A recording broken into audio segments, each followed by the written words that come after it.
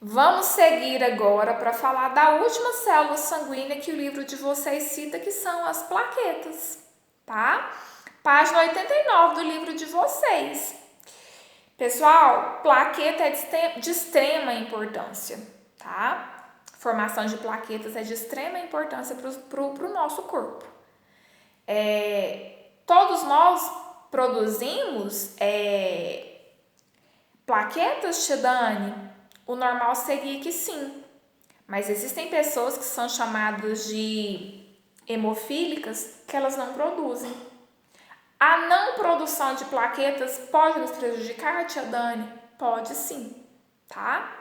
O que a gente faz então quando a pessoa ela não tem produção ela não produz, né, plaquetas, ela não forma plaqueta no corpo, ela tem que tomar sangue ou ela tem que tomar a proteína que forma as redes plaquetárias, tá, pessoal? Então, no livro de vocês, na página 89, vamos falar um pouquinho sobre plaqueta. O livro diz assim, ó, as plaquetas são fragmentos de células que se formam na medula óssea.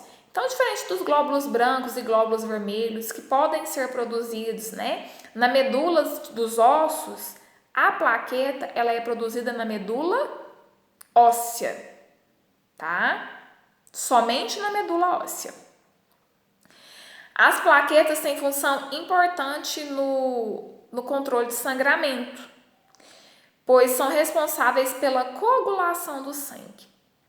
Em 1 milímetro cúbico de sangue podem ser encontradas de 150 mil a 400 mil plaquetas. Quem não produz plaqueta, pessoal, tem hemorragia. Porque a plaqueta existe, porque na plaqueta existe a formação de uma proteína chamada de fibrina, e essa fibrina, ela forma redes que retém as nossas células. Então, já cortaram o dedo? Quem aqui já cortou o dedo e não lavou o dedo e passou um pouquinho, aquele sangue que ficou no dedo, ele engrossou? Se vocês já aconteceu isso com vocês, se não aconteceu, ou a avó de vocês um dia foi matar um frango, ou matar um porco na fazenda, e sai aquele monte de sangue, na hora o sangue é líquido, passa um pouquinho, aquele sangue fica grosso, espesso. Sabe por que aquele sangue fica grosso, espesso? Porque ali há plaquetas, ali há a formação da proteína chamada fibrina, ali há a formação de rede. Por que é que engrossa? Porque ele retém o sangue para o sangue não sair. Porque a gente já assistiu em outras aulas que, dependendo da altura da pessoa ela tem até 7 litros de sangue no corpo. Você já imaginou se a gente não tivesse a formação de plaqueta, a formação plaquetária? Não tivesse essa formação de proteína chamada fibrina, o nosso sangue ele iria embora e nós morreríamos de hemorragia. Então a plaqueta ela existe para isso, para o quê? Para cessar a hemorragia, tá? Então o livro de vocês fala assim, ó, quando há um ferimento com sangramento, as plaquetas se acumulam no local da ferida e liberam substâncias que promovem a formação de redes de fibrina. Então, a plaqueta, ela libera uma proteína chamada fibrina, tá? E a fibrina, pessoal, ela é uma proteína fibrosa que forma redes finas, as quais provocam o quê? A retenção de células e plaqueta, originando um aglomerado chamado de coágulo, que impede que o sangramento continue. Então, a plaqueta ela produz uma proteína que chama fibrina. Nessa fibrina existem redes finas que provocam o quê? A retenção do sangue, tá? E esse processo que retém o sangue, ele é chamado de coagulação, tá? E só faz coagulação quem tem formação de plaquetas, tá, pessoal? O livro de vocês fala assim, ó, a carência de plaquetas, ou seja, a não formação de plaquetas no organismo, pode levar a hemorragias, que são perdas excessivas de sangue. Quando uma pessoa está com dengue, as plaquetas dela baixam muito. Por que uma pessoa tem dengue hemorrágica? Porque não são as plaquetas que formam as proteínas chamadas de fibrina, que formam as redes para poder cessar o sangue, chamado de coagulação.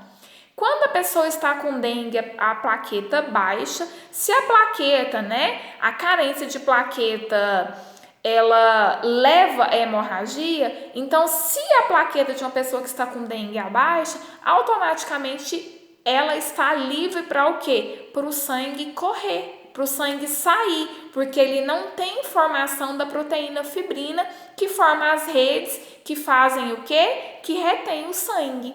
Então, dengue hemorrágica existe porque as plaquetas não está havendo formação de plaqueta.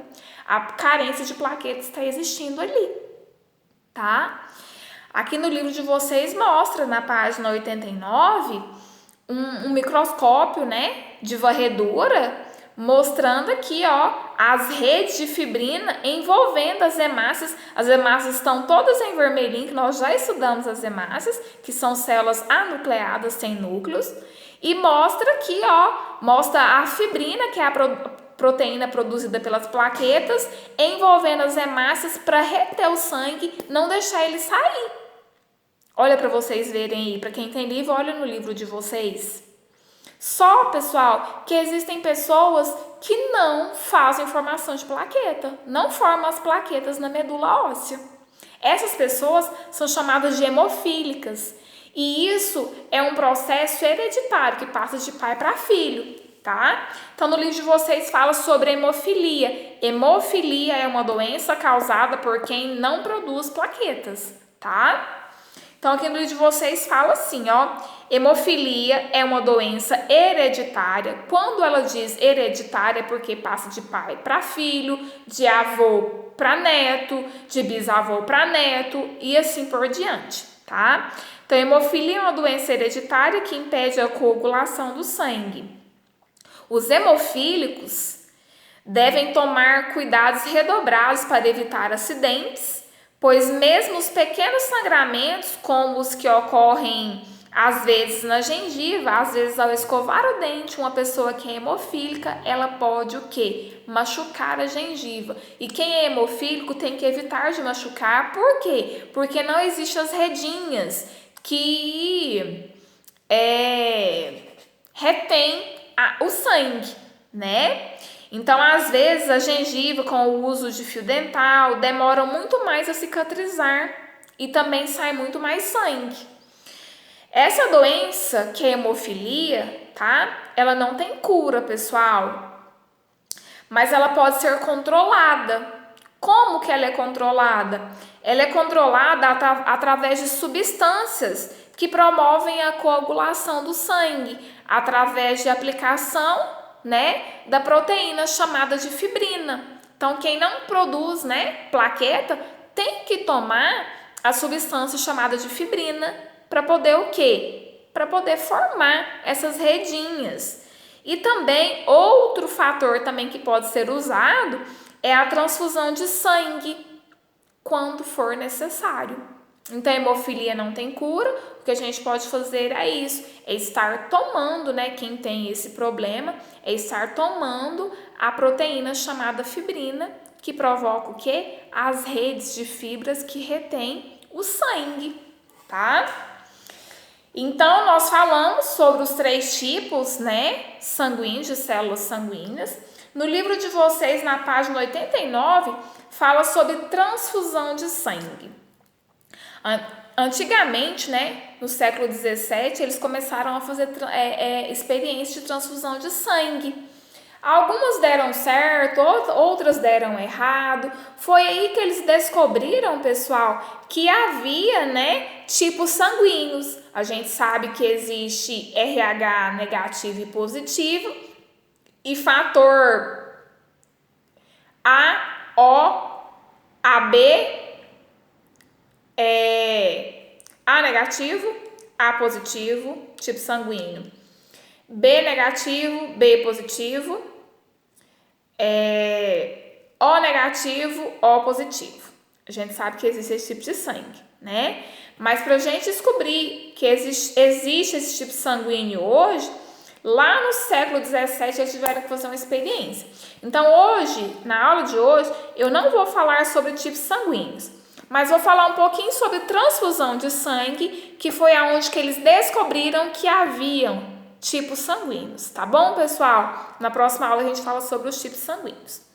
No livro de vocês, na página 89, fala assim: atualmente, em casos de cirurgias ou acidentes, quando há hemorragia, é comum ocorrer transfusão de sangue. Isto é, o que é transfusão de sangue? É a transferência de sangue de uma pessoa ou mais de uma pessoa para o paciente, né, que está precisando de sangue. Essa prática de transfusão de sangue, ela é relativamente recente.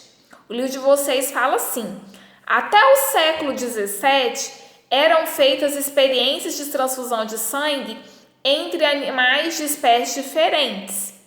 Posteriormente, passou-se a injetar sangue de outros animais, como de carneiro, em seres humanos, e no século XIX, as transfusões começaram a ser feitas entre seres humanos, mas nem sempre esse procedimento era bem sucedido.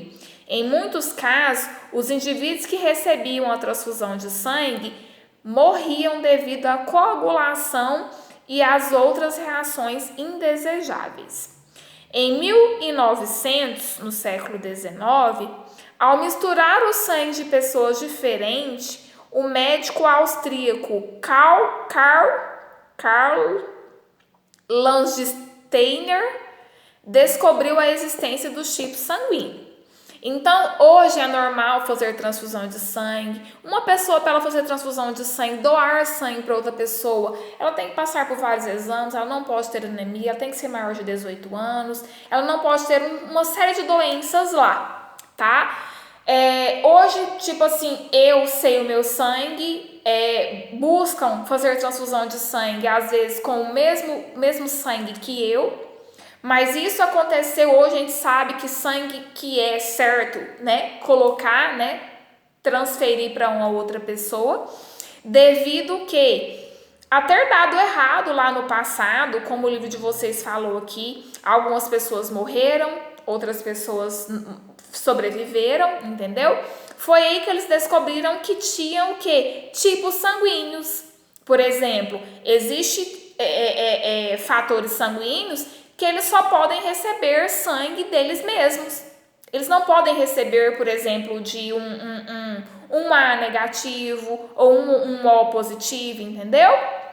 Então, é isso, pessoal. Na próxima aula a gente vai estudar tipos sanguíneos, mas hoje a gente sabe que transfusão sanguínea, ela é 100%, né, eficaz, mas lá no passado precisou morrer pessoas para poder eles descobrirem os tipos sanguíneos, né, para hoje nós termos todos os processos corretamente. E é isso.